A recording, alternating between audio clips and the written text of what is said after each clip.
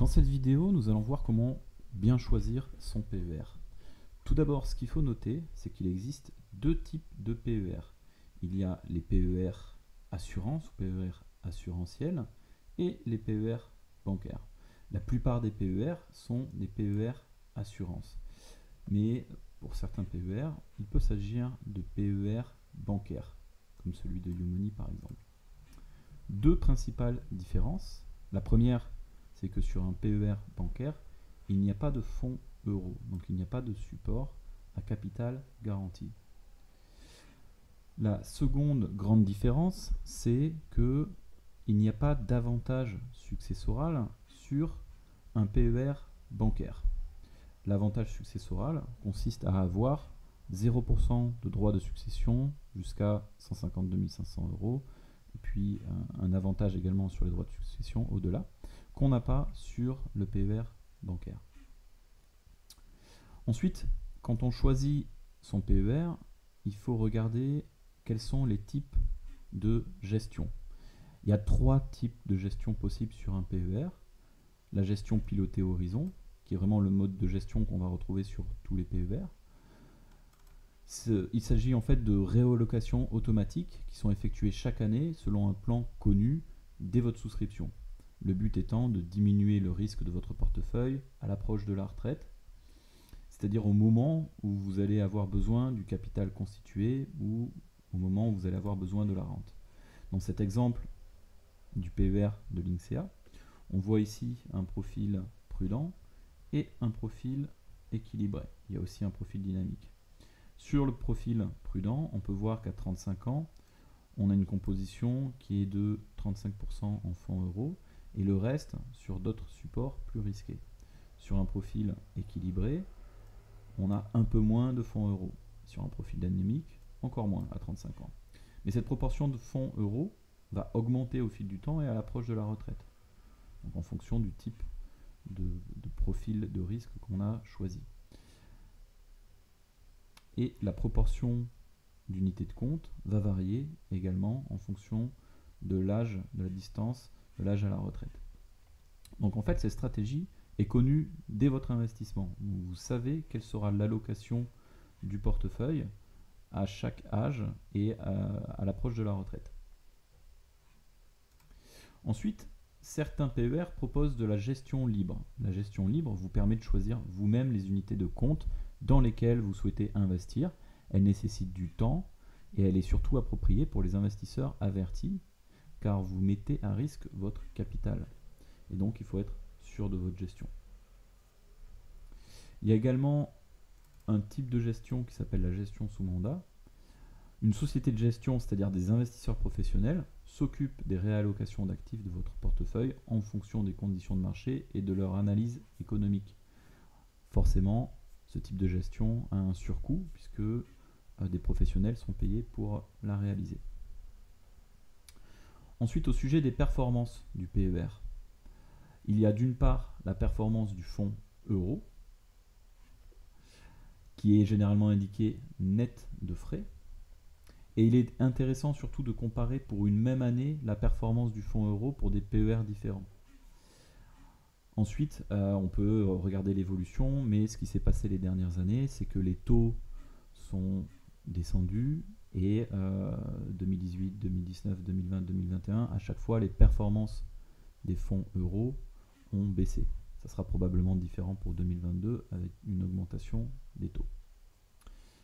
On peut aussi regarder la performance des gestions horizon sur les différents profils. Ici pour Swiss Life par exemple 1,64, 3,94, 1,64 pour la prudente, 3,94 pour l'équilibré et 7,55 pour la dynamique. Ce qu'il faut prendre en compte ici, c'est que c'est des performances pour un âge donné ou pour une distance à la retraite donnée. Et que en général, il s'agit plutôt d'avoir un tableau sur la gestion équilibrée où on va avoir la performance à 35 ans, la performance à 40 ans, la performance à 50 ans, etc. Donc c'est plutôt un tableau de performance qu'on a. Et il faut faire attention à ne pas regarder seulement pour une année, mais regarder un historique. Donc en général, les PER fournissent un historique sur les dernières années de leur performance. Et c'est important de regarder regarder sur un historique, d'autant plus que les dernières années, et surtout 2021, ont été des années plutôt fastes pour les marchés, et que le CAC et d'autres indices nationaux ont généralement pris entre 15 et 25% sur l'année 2021.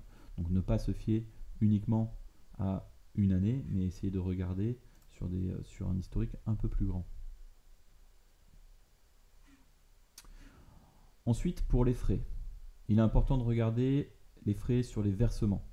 De nombreux acteurs ont des frais à 0% ou à moins de 2%. Donc là, on parle ici des frais sur versement, c'est-à-dire chaque euro qui va être versé sur le PER sera ponctionné de ces frais.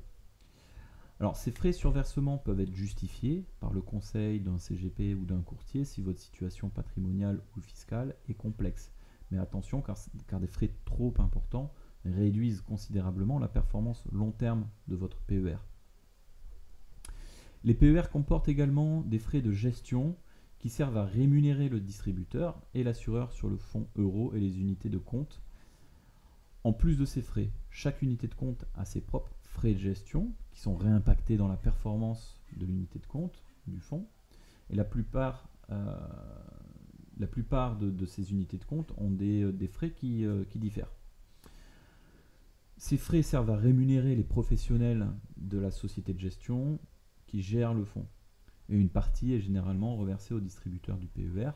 Il s'agit d'une sorte de rétrocommission. Ces frais ne sont pas toujours indiqués dans les conditions générales, mais depuis le 1er juillet 2022, les distributeurs de PER ont l'obligation d'informer les clients sur les frais des unités de compte ainsi que la totalité des frais. Et selon un format qui est imposé par le ministère de l'économie, ceci afin de faciliter la lecture des frais pour les investisseurs et pouvoir bien comparer des contrats de PER entre eux. Enfin, il y a aussi les frais de sortie qui sont généralement nuls pour une sortie sous forme de capital et qui sont généralement de quelques pourcents pour une sortie sous forme de rente. Ici 1,5% et ici 3%.